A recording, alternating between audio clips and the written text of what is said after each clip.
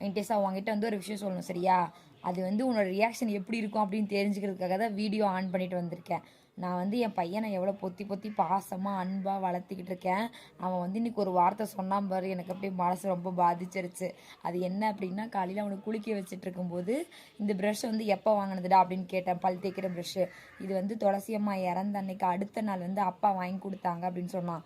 ஓ, அந்த நாளில் எனக்கு ஞாபகம் இருக்குது போல் அப்படின்ட்டு நான் சொன்னேன், எங்கள் அம்மா இறந்துட்டாங்கடா, எனக்கு ரொம்ப கஷ்டமாக இருக்குது அப்படின்னேன்.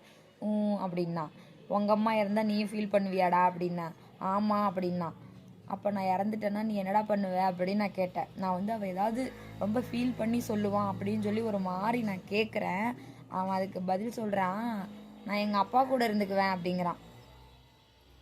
எனக்கு அப்படியே நெஞ்சில் ஆணி அடித்த மாதிரி ஆயிடுச்சு. இந்த பையன் நம்ம இல்லைனாலும் அப்பா கூட இருந்துக்குன்னு சொல்லுது.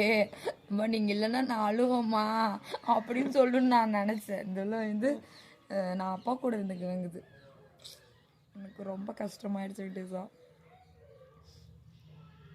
என்ன ஒன்றுமே சொல்ல மாட்டேங்கிறேன். இது என்ன கஷ்டம்? கஷ்டப்படுறதுக்கு ஒன்றும் இல்லையே. உனக்கு சந்தோஷமாக தான் இருக்கும். அப்படி இல்லை, அப்படின்னு சொல்ல வரல. எதுக்கு இப்படி சொன்னேன்? ஃபர்ஸ்ட் நீ எதுக்கு அப்படி சொன்ன? இந்த கன்வர்சேஷன் தேவையில்லாத ஒன்று. அவன் ஆரம்பிச்சான், எங்கள் அம்மா இறந்த டேவ் அவன் தான் ஆரம்பிச்சான். அப்போ வந்துட்டு நான் எங்கள் அம்மா இறந்துட்டாங்கன்னு நான் ரொம்ப கஷ்டப்படுறேன்டா அப்படின்னு அவங்ககிட்ட சொன்னேன் என் ஃபீலிங்கை. சரி, அதே ஃபீலிங் அவனுக்கு எப்படி இருக்கும் செக் பண்ணலான்னு சொல்லிட்டு நான் கொஸ்டினாக கேட்டா, அவன் நான் எங்கள் அப்பா கூட இருந்துக்குவேன் அப்படிங்கிறான். பத்தாவதுக்கு நான் பாட்டி கூட இருந்துக்குவேங்கிறான், எங்கள் பெரியம்மாவை. சரி, அவன் சின்ன பையன், பெரிய இருப்பான், ஃப்யூச்சரில் ஃபீல் பண்ணுவான் கண்டிப்பாக. சரியா? அவன் ஏதோ சின்ன பையன், அவன் இருக்கிற சூழ்நிலை வச்சு அவன் சொல்கிறான், ஒரு பதிலை சொல்கிறான். சரியா? இருக்கிற சுச்சுவேஷன் வச்சு ஒரு பதில் சொல்கிறான். அதை நம்ம தப்பாக எடுத்துக்க முடியாது. சரியா? அவன் உண்மையால் தான் உயிர். சரியா? உண்மையால் தான் உயிர், பெரிய உயிர். அவன் ஏஜ் என்னவோ அவன் ஏஜுக்கு ஏற்ற மாதிரி அவன் பேசியிருக்கான், அவ்வளோதான். அவன் என்ன சொல்லுவான்? அதுக்கு மேலே அவன்கிட்ட எதிர்பார்க்க முடியாது பதில் அதிகமாக.